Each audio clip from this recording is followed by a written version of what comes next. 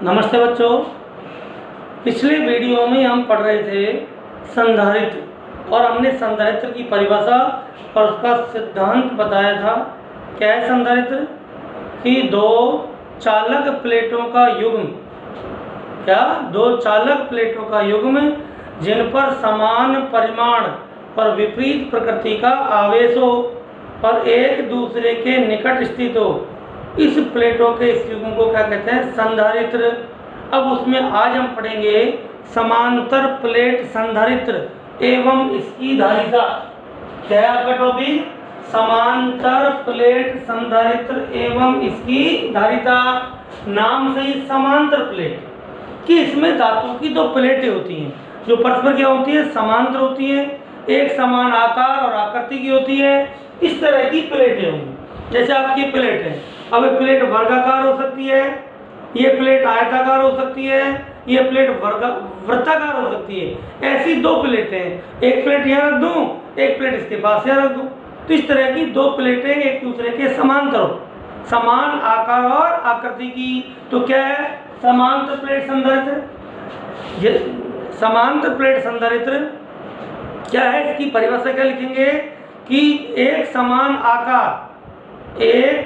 आकार और आकृति की दो प्लेटें, दो धात्विक प्लेटें परस्पर समांतर एक अल्प दूरी पर रखी हो और दोनों पर समान परिमाण और विपरीत प्रकृति का आवेश हो, तो प्लेटों के इस युग्म को समांतर प्लेट संधारित्र कहते हैं। ठीक, अब हम इसकी धारिता निकालेंगे। तो आपका ये क्या दिखा गया है? समांतर प्लेट संधारित्र जिसकी दो प्लेट है। प्लेटें वास्तव में इस तरह से, प्लेटें इस तरह की है, दिखाने में आपको लाइन से दिख रही है, इस तरह की प्लेट है।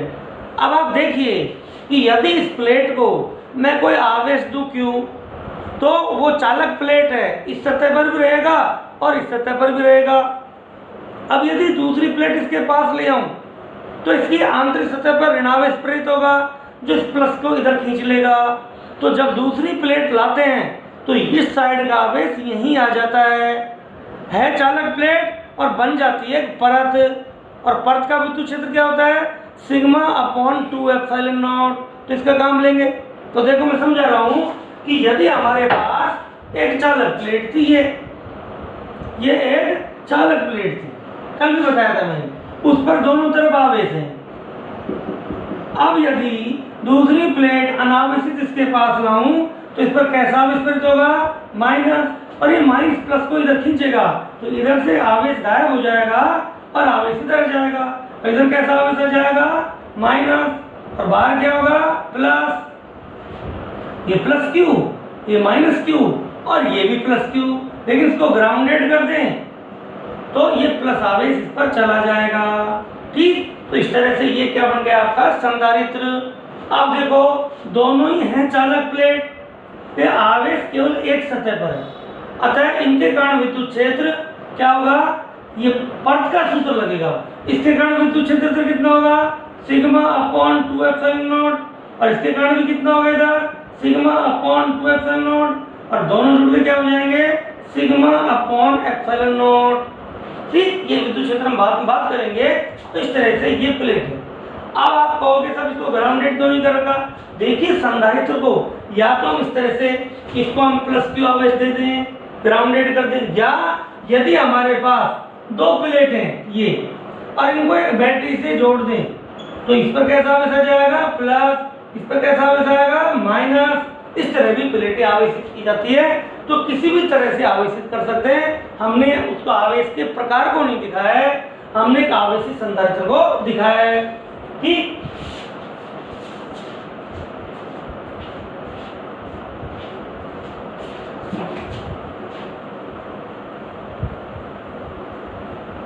तो आपका क्या है? इस समांतर प्लेट संधारित्र की धारिता ज्ञात करना। हम लिखेंगे माना समांतर प्लेट संधारित्र एक समान आकार और आकृति की समांतर प्लेट संधारित्र की प्लेटों का क्षेत्रफल a एवं इन पर प्लेटों पर आवेश का मान प्लस क्यू है, माइनस क्यू है। अतः प्लेटों पर आवेश घनत्व क्या होगा? प्लेटों पर आवेश घनत्व प्लेटों पर आवेश घनत्व सिग्मा बराबर Q अपॉन A। तो सबसे पहले हमने क्या निकाल लिया, प्लेटों पर आवेश घनत्व। प्लेटों के मध्य विद्युत क्षेत्र। अब देखिए समांतर पट संधारित्र की प्लेटों के मध्य, हमने विद्युत क्षेत्र बताया था, समरूप विद्युत क्षेत्र होता है, लेकिन किनारों पर आपकी क्षेत्ररेखाएं वक्र हो जाती हैं। कारण क्योंकि किनारों पर आवेश घनत्व अधिक होता है, अतः ये क्षेत्ररेखाएं क्या हो जाएंगी, विकृत हो जाती हैं। तो थोड़ा सा यहाँ असमान विद्युत क्षेत्र होता है, जिसको हम नेगलेक्ट मानते हैं, क्योंकि क्यों किनारों पर जाकर होता है। मध्य में विद्युत क्षेत्र समान होता है, ठीक। तो समांतर पट संधारित्र की प्लेटों के किनारों पर आवेश घनत्व अधिक होने से किनारों पर विद्युत क्षेत्र क्या होगा, असमरूप होता है, थोड़ी सी विद्युत क्षेत्र का वक्र हो जाती है। इसे हम एज इफेक्ट या उपांत प्रभाव कहते हैं। तो ये एज इफेक्ट या उपांत प्रभाव कहते हैं। आपसे पूछे तो उपांत प्रभाव या एज इफेक्ट क्या है, कि समांतर प्लेट संधारित्र की किनारों पर आवेश घनत्व अधिक होने से विद्युत क्षेत्र का वक्र हो जाती हैं, जिसे उपांत प्रभाव या एज इफेक्ट कहते हैं। वो एक एक्स्ट्रा बात है। तो प्लेटों के मध्य विद्युत क्षेत्र क्या होगा, देखो ये समरूप विद्युत क्षेत्र, ये एक परत है और ये एक परत है, ठीक। तो विद्युत क्षेत्र क्या हो जाएगा, E बराबर इस परत के कारण कितना हुआ, सिग्मा अपॉन 2 एप्सिलॉन नॉट। इस परत के कारण कितना हुआ, सिग्मा अपॉन 2 एप्सिलॉन नॉट। क्योंकि परत के कारण क्या होता है, सिग्मा अपॉन 2 एप्सिलॉन नॉट। तो इसके कारण और इसके कारण जुड़ गया, क्योंकि यदि इकाई धनावेश रखोगे तो ये इधर धक्का मारेगा और ये खींचेगा। तो क्या हो गया, E बराबर सिग्मा अपॉन एप्सिलॉन नॉट। और सिग्मा की वैल्यू हम यहाँ से पुट कर दें तो क्या हो जाएगा, E is equal to Q upon epsilon naught A। ये क्या आ गया, प्लेटों के मध्य विद्युत क्षेत्र। अब यदि प्लेटों के मध्य की दूरी कितनी है, D, तो प्लेटों के बीच क्या निकालें, विभवांतर। याद करो विभवांतर की परिभाषा, इकाई धनावेश को विद्युत क्षेत्र में क्षेत्र के विरुद्ध एक बिंदु से दूसरे बिंदु तक ले जाने में किया गया कार्य। तो कहाँ ले जाएंगे, इस प्लेट से इस प्लेट तक इकाई धनावेश को ले जाएं। तो जितना वर्क करना पड़ेगा वो क्या होगा, प्लेटों के मध्य विभवांतर। तो प्लेटों के मध्य विभवांतर, क्या विभवांतर, V। विभवांतर होता है इकाई धनावेश को ले जाने में कार्य, और कार्य बराबर होता है बल गुणा विस्थापन। और इकाई धनावेश पर लगने वाले बल को क्या कहते हैं, विद्युत क्षेत्र। तो बल की जगह तो क्या आ गया, विद्युत क्षेत्र, और विस्थापन की जगह क्या आ गया, D। इस प्लेट से इस प्लेट तक इकाई धनावेश को लाएं तो जो कार्य होगा वो होगा विभवांतर। और विभवांतर बराबर इकाई धनावेश पे बल गुणा दूरी। तो इकाई धनावेश बल हो गया विद्युत क्षेत्र और गुणा में D। विद्युत क्षेत्र का मान रख दें, V बराबर Q upon epsilon naught A और गुणा में D। ये क्या आ गया आपका, प्लेटों के मध्य विभवांतर। अब हमने पढ़ा है समांतर पट संधारित्र हो या कोई सा भी संधारित्र हो, संधारित्र की धारिता होती है संधारित्र की किसी प्लेट पर आवेश बटा प्लेटों के बीच विभवांतर। अतः संधारित्र की धारिता, संधारित्र की धारिता क्या हो जाएगी, C बराबर प्लेटों पर आवेश Q और बटा V। C बराबर Q बटा V, प्लेटों पर आवेश बटा प्लेटों के मध्य विभवांतर। और C is equal to Q की जगह Q और आपकी V की जगह QD upon epsilon naught A। Q से Q कैंसिल, क्या की धारिता, धारिता की C is equal to epsilon naught A upon D।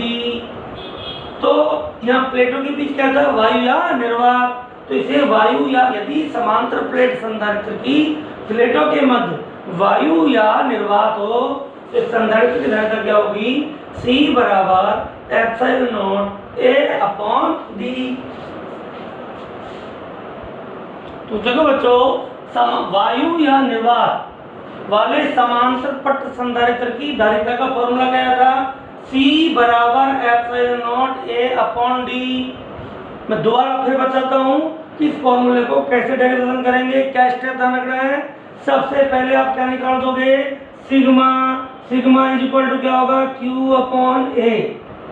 कोई भी चाहे गोलीय संधारित्र हो चाहे समांतर पट संधारित्र हो, सबसे पहले हम क्या निकालेंगे? आवेश घनत्व। उसके बाद प्लेटों के बीच विद्युत क्षेत्र क्या हो जाएगा?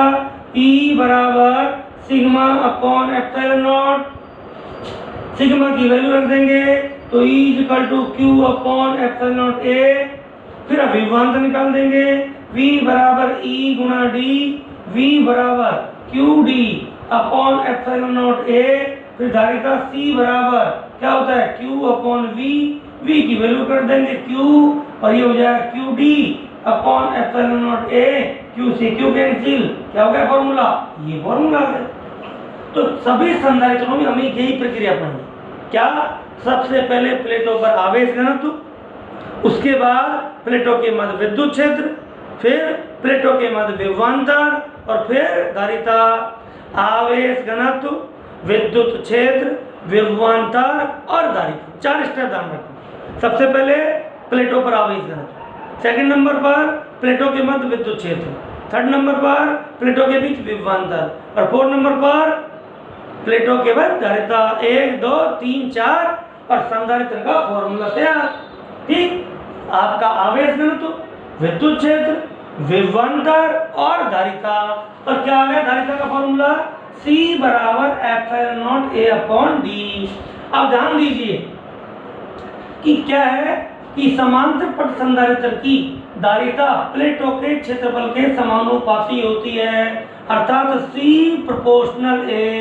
प्लेटों का क्षेत्रफल ज्यादा रखेंगे, धारिता अधिक होगी। इसलिए ये सकते हैं C1 upon C2 is equal to A1 upon A2।